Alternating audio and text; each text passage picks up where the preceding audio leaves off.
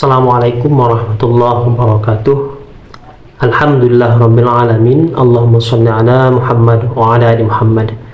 Sahabat sekalian yang dirahmati Allah subhanahu wa ta'ala, dimanapun Anda berada, semoga tetap sehat dan senantiasa berada dalam lindungan Allah subhanahu wa ta'ala. Nah sahabat sekalian, apa tanda bahwa Allah itu sayang kepada kita? Nah, di antara tanda bahwa Allah itu sayang kepada kita ialah Dia memberikan ujian ataupun cobaan hidup ya dalam kehidupan kita.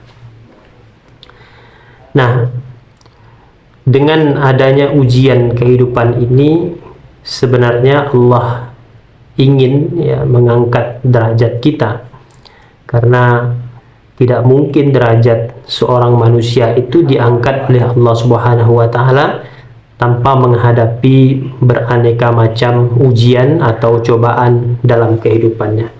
Nah, kita tahu bahwa ujian kehidupan ini adalah lumrah hal yang niscaya. Jadi tidak ada satupun manusia yang terlepas daripada ujian kehidupan. Nah, karena Allah Subhanahu wa ta'ala menyatakan dalam firman-Nya, وَلَنَبْلُوَنَّكُمْ بِشَيْءٍ مِّنَ الْخَوْفِ وَالْجُوعِ وَنَقْصٍ مِّنَ الْأَمْوَالِ وَالْأَنفُسِ وَالثَّمَرَاتِ. Dan kami pasti akan menguji kamu dengan sedikit ketakutan, kelaparan, kekurangan harta, jiwa, dan buah-buahan. Nah, dalam ayat ini kita melihat bahwa ujian kehidupan itu adalah sesuatu yang pasti Allah berikan, ya Allah berikan kepada manusia, entah itu berupa ketakutan, kemudian kelaparan, kekurangan harta, jiwa, dan buah-buahan, sebagaimana disebutkan dalam ayat ini. Nah, sahabat sekalian, yang harus kita sadari bahwa ujian kehidupan ini tidak akan melebihi batas kemampuan kita. Nah, sebagaimana Allah sendiri juga menyatakan bahwa la yukallifullahu nafsan illa wus'aha. Nah, Allah itu tidak membebani satu beban kepada kita, kepada manusia, melebihi batas kesanggupan kita.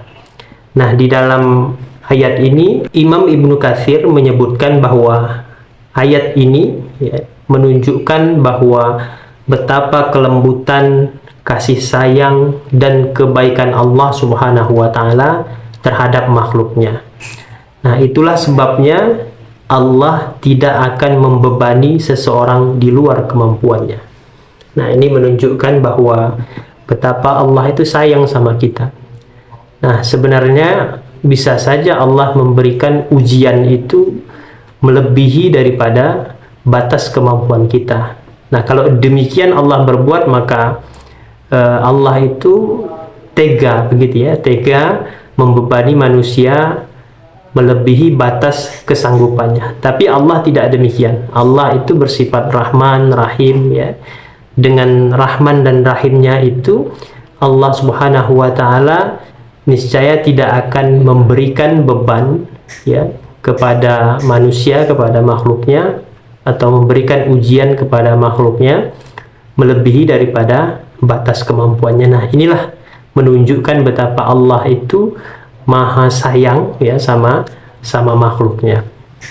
Nah, sahabat sekalian, sementara menurut Buya Hamka bahwa sejatinya tidak ada satu beban pun yang tidak dapat dipikul oleh masing-masing diri. Lebih-lebih lagi mereka yang memiliki iman di dalam diri mereka. Nah, kalau kita melihat ya dari perkataan Buya Hamka ini bahwa iman itu menjadi kunci penting dalam mengarungi samudra kehidupan.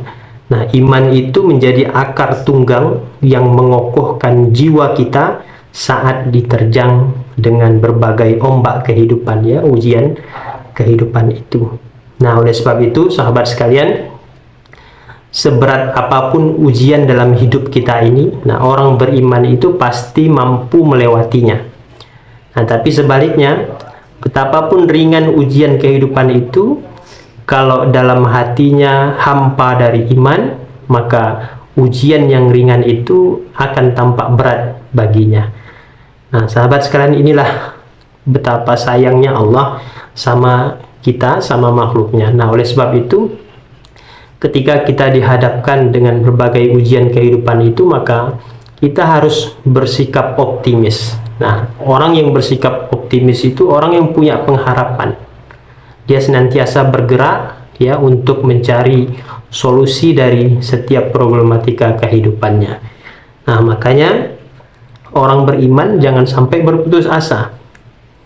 Nah, kalau berputus asa, maka hilanglah ya pada saat itu keimanan di dalam hatinya. Karena Allah dengan tegas ya mengatakan bahwa karakter orang yang tidak beriman itu, maka dia mudah pesimis dan mudah berputus asa.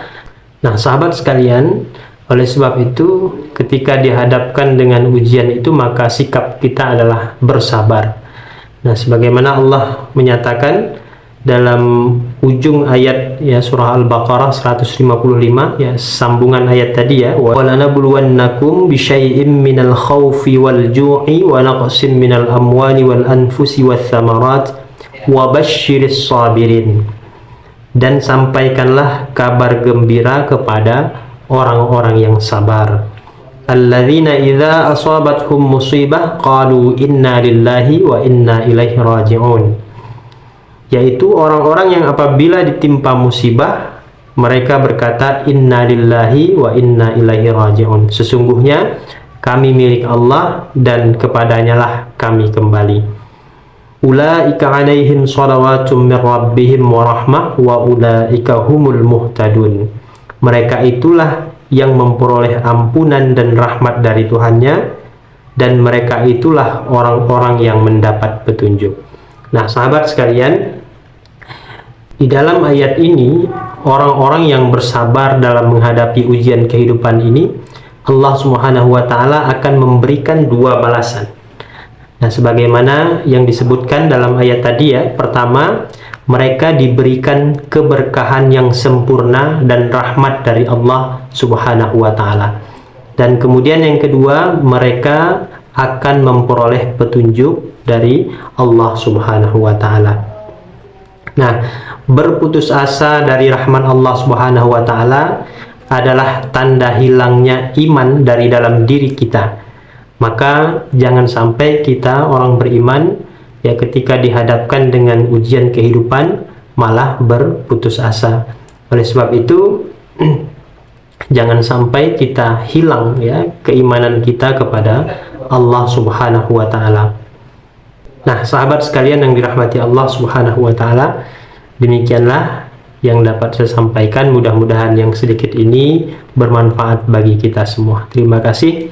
Saya akhiri billahi fisabilil haq fastabiqul khairat. Wassalamualaikum warahmatullahi wabarakatuh.